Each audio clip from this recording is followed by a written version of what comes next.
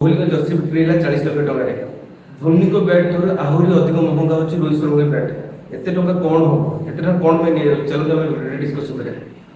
High hello ନମସ୍କାର, ଜୟ ଜଗନ୍ନାଥ। ଆଶା କରୁଛି ଆପଣମାନେ ସମସ୍ତେ ଭଲ ଥିବେ। ଭିଡ଼ିଓ ଯଦି ଆପଣମାନଙ୍କୁ ଭଲ ଲାଗେ ଚ୍ୟାନେଲକୁ ଲାଇକ୍ ସେୟାର ସବସ୍କ୍ରାଇବ୍ କରିବାକୁ ଭୁଲନ୍ତୁ ନାହିଁ। ଯେମିତି ଆପଣଙ୍କୁ ଫାଷ୍ଟ କହିସାରିଥିଲି, କୋହଲିଙ୍କ ବ୍ୟାଟ୍ ଜର୍ସି ବିକ୍ରି ହେଲା 40 ଲକ୍ଷ ଟଙ୍କାରେ, ଆଉ ରୋହିତ ଶର୍ମାଙ୍କ ବ୍ୟାଟ୍ ହେଲା ଧୋନିଙ୍କ ବ୍ୟାଟ୍ ଠାରୁ ମହଙ୍ଗା।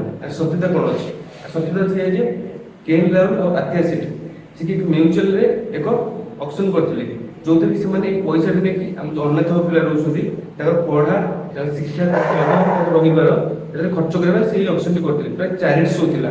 ଏ 400 ମଧ୍ୟରେ ସେମାନେ ତାଙ୍କ ପ୍ଲେୟାର, ତାଙ୍କ ଫ୍ରେଣ୍ଡ ଯେଉଁମାନେ ଥିଲେ ତାଙ୍କୁ ରିକ୍ୱେଷ୍ଟ କରିଥିଲେ କିଛି ପ୍ରଦାନ କରିବା ପାଇଁ, ଯେଉଁଥିରେ କି 400ରେ ସେଲ୍ କରିକି ସେ ପିଲାଙ୍କର ପଢ଼ା ଶିକ୍ଷା ଭିତରେ ଖର୍ଚ୍ଚ କରିପାରିବେ।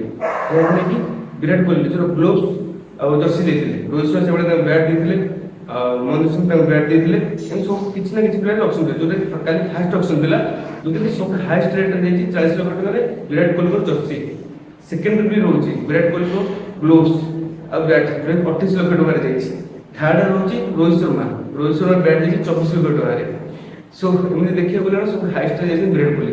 ସୋ ଆମେ ରିସେଣ୍ଟ ଦେଖିବାକୁ ମିଳିଥିଲା କ'ଣ, କେଏଲ୍ ରାହୁଲ, ଯିଏକି ମାନେ ବହୁତ ଗୁଛ କରୁଥିଲା ଯେ କେଏଲ୍ ରାହୁଲ ଆନ୍ତର୍ଜାତିକ ସ୍ତରରୁ ରିଟାୟାରମେଣ୍ଟ ନେଉଛନ୍ତି, କାରଣ ସେ ଗୋଟେ ପୋଷ୍ଟରେ ଇନଷ୍ଟାଗ୍ରାମ ତାଙ୍କର ଯେଉଁ ସୋସିଆଲ ମିଡ଼ିଆରେ ସେ ପୋଷ୍ଟ କରୁଥିଲେ, ବଟ୍ ସେଟା ଆକ୍ଚୁଆଲି ଫେକ୍ ଥିଲା। ନା ଆଉ କୌଣସି ଲୋକ ଗୋଟେ ତାଙ୍କ ନାଁ ଗୋଟେ ଆଇଡି ଖୋଲିକି ସେ ପୋଷ୍ଟ କରିଥିଲା। ପୁରା ଏ ସତ୍ୟତା ଟୋଟାଲ କିଛି ବି ନାହିଁ, ପୁରା ମିଥ୍ୟା ଗୁଜବଚାର ଥିଲା। କିନ୍ତୁ ଏବେ ଯୋଉଟା ଆମ ଆଥିୟା ସେଟା କେଏଲ୍ ରାହୁଲ ଯୋଉଟା 400 କରୁଛନ୍ତି, ଏଟା ସବୁଠୁ ବେଷ୍ଟ।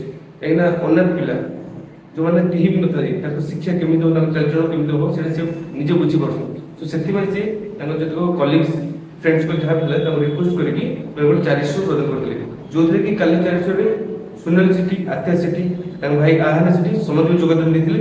ଆଉ ପ୍ଲେୟର୍ସ ମାନଙ୍କ ଦ୍ୱାରା ମାନେ ଇଣ୍ଡିଆନ୍ ପ୍ଲେୟାର କେବଳ ନୁହଁ, ଫରେନ୍ ପ୍ଲେୟାର ବି ଏଥିରେ ହାତ ଥିଲା ତାଙ୍କର।